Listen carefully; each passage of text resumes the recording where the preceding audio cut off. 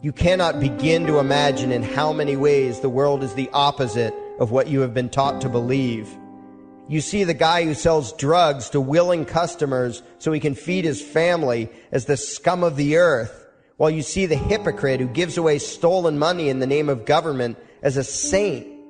You see the guy who tries to avoid being robbed by the federal thugs as a crook and a tax cheat, but see as virtuous the politician who gives away the same stolen loot to people to whom it does not belong. You see the cop as a good guy when he drags a man away from his friends and family and throws him in prison for 10 years for smoking a leaf. And you see anyone who defends himself from such barbaric fascism as the lowest form of life, a cop killer. In reality, most drug dealers are more virtuous than any government social worker, and prostitutes have far less to be ashamed of than political whores, because they trade only with what is rightfully theirs, and only with those who want to trade with them. The upstanding, church-going, law-abiding, tax-paying citizen who votes Democrat or Republican is far more despicable and a bigger threat to humanity than the most promiscuous, lazy, drug-snorting hippie. Why? Because the hippie is willing to let others be free, and the voter is not. The damage done to society by bad habits and loose morality is nothing compared to the damage done to society by the self-righteous violence committed in the name of the state. You imagine yourselves to be charitable and tolerant when you are nothing of the sort. Even the Nazis had table manners and proper etiquette when they weren't killing people. You think you're good people because you say please and thank you? You think sitting in that big building on Sunday makes you noble and righteous? The difference between you and a common thief is that the thief has the honesty to commit the crime himself, while you whine for government to do your stealing for you. The difference between you and the street thug is that the thug is open about the violence he commits, while you let others forcibly control your neighbors on your behalf. You advocate theft, harassment, assault, and even murder, but accept no responsibility for doing so. You old folks want the government to steal from your kids so you can get your monthly check. You parents want all your neighbors to be robbed to pay for your kids' schooling. You all vote for whichever crook promises to steal money from other people to pay for what you want. You demand that those people who engage in behaviors you don't approve of be dragged off and locked up, but feel no guilt for the countless lives your whims have destroyed. You even call the government thugs your representatives, and yet you never take responsibility for the evil they commit. You proudly support the troops as they kill whomever the liars in D.C. tell them to kill, and you feel good about it.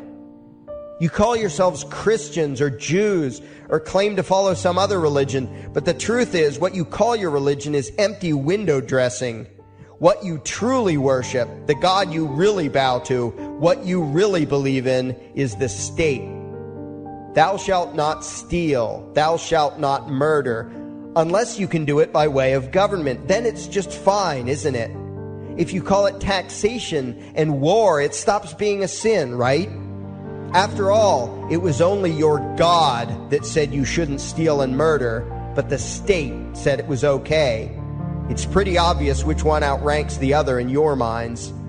Despite all the churches, synagogues, and mosques we see around us, this nation has one God and only one God, and that God is called government.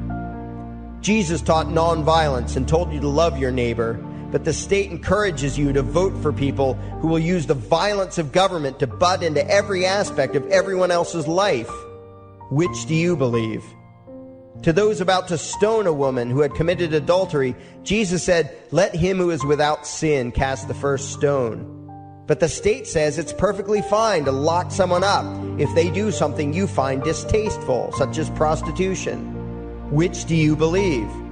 The Christian God says, "Thou shalt not covet," but coveting is the lifeblood of the beast that is the state. You are taught to resent, despise, and hate anyone who has anything you don't have. You clamor for the state to tear other people down, steal their property, and give it to you. And you call that fairness. The Bible calls it coveting and stealing. You are not Christians. You are not Jews. You are not Muslims. and you certainly aren't atheists. You all have the same God, and its name is government. You're all members of the most evil, insane, destructive cult in history. If there ever was a devil, the state is it, and you worship it with all your heart and soul. You pray to it to solve every problem, to satisfy all your needs, to smite your enemies, and to shower its blessings upon you. You worship what Nietzsche called the coldest of all cold monsters, and you hate those of us who don't. To you, the greatest sin is disobeying your God, breaking the law, you call it, as if anyone could possibly have any moral obligation to obey the arbitrary commands and demands of the corrupt, lying, delusional megalomaniacs who infest this despicable town. Even your ministers, priests, and rabbis, more often than not, are traitors to their own religions, teaching that the commands of human authority should supersede adherence to the laws of the gods they say they believe in. Several years ago, I heard one pompous evangelical jackass in particular pontificating on the radio that anyone who disobeys the civil authority, be it a king or any other government, is engaging in rebellion against God. Those were the exact words he used. What if the government is doing something wrong? Well, this salesman for Satan opined, that is the business of those in government, and you are still obligated to obey. Everywhere you turn, be it the state or the church, the media or the schools, you are taught one thing above all else, the virtue of subjugating yourselves to mortals who claim to have the right to rule you. It is sickening the reverence with which you speak of the liars and thieves whose feet are so firmly planted on your necks. You call the congressmen and the judges honorable, and you swoon at the magnificence of the grandiose halls they inhabit, the temples they built to celebrate the domination of mankind. You feel pride at being able to say you once shook a senator's hand or saw the president in person. Ah, yes, the grand deity himself, His Royal Highness, the President of the United States of America. You speak the title as if you're referring to God Almighty. The vocabulary has changed a bit, but your mindset is no different from that of the groveling peasants of old who bowed low, faces in the dirt, with a feeling of unworthiness and humility when in the presence of whatever narcissist had declared himself to be their rightful lord and master. The truth of the matter, back then and today, is that these parasites who call themselves leaders are not superior beings. They are not great men and women. They are not honorable. They're not even average. The people who earn an honest living, from sophisticated millionaire entrepreneurs to illiterate day laborers doing the most menial tasks you can imagine, those people deserve your respect. Those people you should treat with courtesy and civility. But the frauds who claim the right to rule you and demand your subservience and obedience, they deserve only your scorn and contempt. Those who seek so-called high office are the lowest of the low. They may dress better, have larger vocabularies, and do a better job of planning out and executing their schemes, but they are no better than pickpockets, muggers, and carjackers. In fact, they are worse, because they don't want to rob you of just your possessions. They want to rob you of your very humanity, deprive you of your free will, by slowly leeching away your ability to think, to judge, to act, reducing you to slaves in both body and mind. And still you persist in calling them leaders. Leaders? Where is it that you think you're going exactly that would require you to have a leader? If you just live your own life and mind your own damn business, exercising your own talents, pursuing your own dreams, striving to be what you believe you should be, what possible use would you have for a leader? Do you ever actually think about the words that you hear, the words that you repeat? You parrot oxymoronic terms such as the leader of the free world, even pretending for a moment that there is some huge journey or some giant battle that everyone in the entire nation is undertaking together that would require a leader. Why would you ever think, even for a moment, that the crooks that infest this town are the sort of people you should listen to or emulate or follow anywhere? Somewhere inside your mostly dormant brains, you know full well that politicians are all corrupt liars and thieves, opportunistic con men, exploiters, and fearmongers. You know all this, and yet you still speak as if you are the ones who are the stupid, vicious animals, while the politicians are the great, wise role models, teachers, and leaders without whom civilization could not exist. You think these crooks are the ones who make civilization possible? What belief could be more absurd? Yet when they do their pseudo-religious rituals deciding how to control you this week, you still call it law and continue to treat their arbitrary demands as if they were moral decrees from the gods that no decent person would ever consider disobeying. You have become so thoroughly indoctrinated into the cult of state worship that you are truly shocked when the occasional sane person states the bleeding obvious. The mere fact that the political crooks wrote something down and declared their threats to be law does not mean that any human being anywhere has the slightest moral obligation to obey.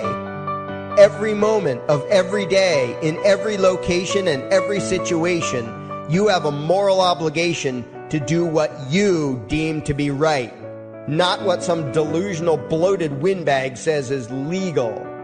And that requires you to first determine right and wrong for yourself, a responsibility you spend much time and effort trying to dodge. You proclaim how proud you are to be law-abiding citizens and express your utter contempt for anyone who considers himself above your so-called laws, laws that are nothing more than the selfish whims of tyrants and thieves. The word crime once meant an act harmful to another person.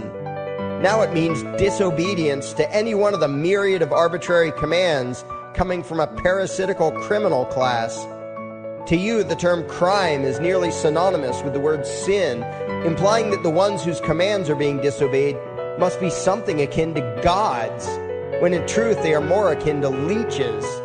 The very phrase, taking the law into your own hands, perfectly expresses what a sacrilege it is in your eyes for a mere human being to take upon himself the responsibility to judge right from wrong and to act accordingly, instead of doing what you do, unthinkingly obeying whatever capricious commands this cesspool of maggots spews forth. You glorify this criminal class as lawmakers and believe that no one is lower than a lawbreaker, someone who would dare disobey the politicians.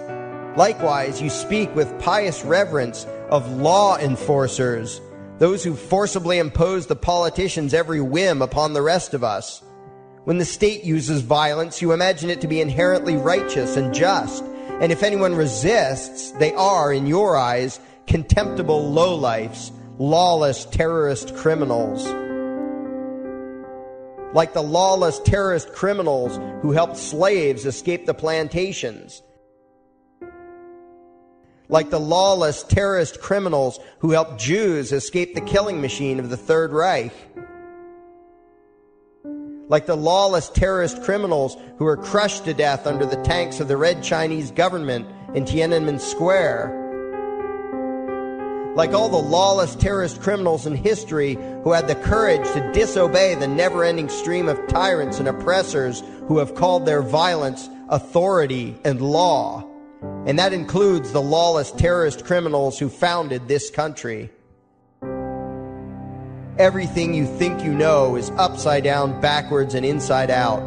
But what has to take the cake, the height of your insanity, is the fact that you view as violent terrorists the only people on the planet who oppose the initiation of violence against their fellow men. Anarchists, voluntarists, and libertarians. We use violence only to defend ourselves against someone who initiates violence against us. We use it for nothing else. Meanwhile, your belief system is completely schizophrenic and self-contradictory. On the one hand, you teach the young slaves that violence is never the answer. Yet out of the other side of your mouths, you advocate that everyone and everything, everywhere and at all times be controlled, monitored, taxed, and regulated through the force of government. In short, you are teaching your children that the masters may use violence whenever they please, but the slave should never resist.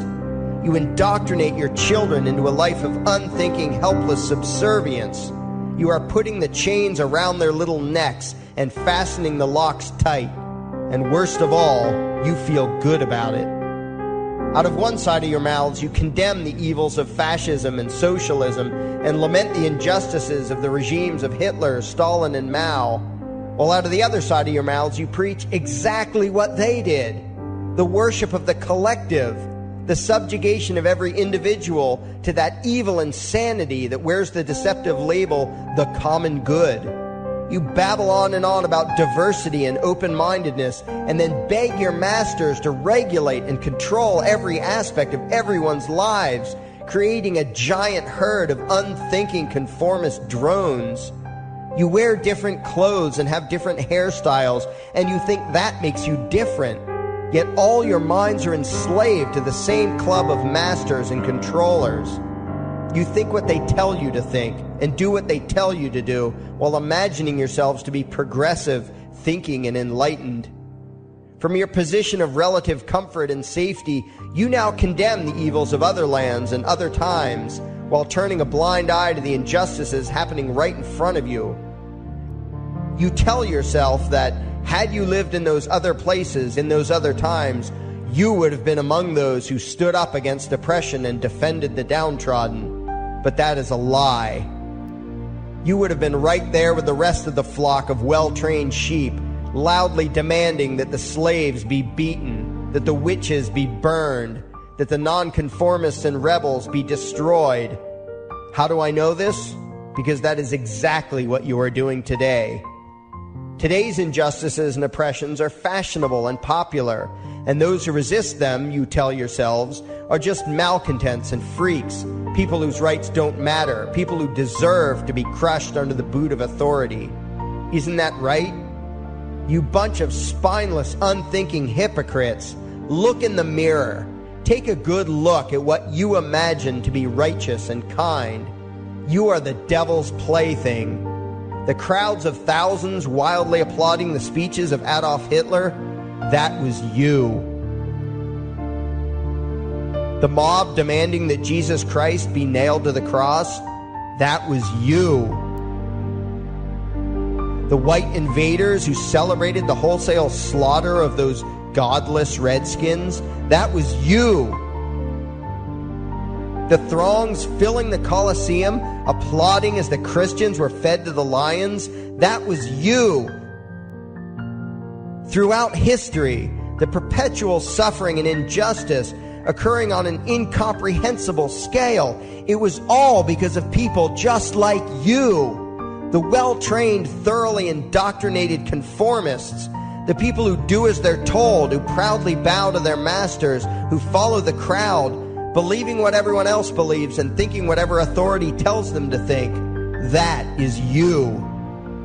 And your ignorance is not because the truth is not available to you. There have been radicals preaching it for thousands of years. No, you are ignorant because you shun the truth with all your heart and soul. You close your eyes and run away when a hint of reality lands in front of you. You condemn as extremists and fringe kooks those who try to show you the chains you wear because you don't want to be free. You don't even want to be human. Responsibility and reality scare the hell out of you, so you cling tightly to your own enslavement and lash out at any who seek to free you from it. When someone opens the door to your cage, you cower back in the corner and yell, "Close it, close it." Well, some of us are finished with trying to save you. We've wasted enough effort trying to convince you that you should be free. All you ever do is spout back what your masters have taught you, that being free only leads to chaos and destruction, while being obedient and subservient leads to peace and prosperity. There are none so blind as those who will not see. And you nation of sheep, would rather die than see the truth.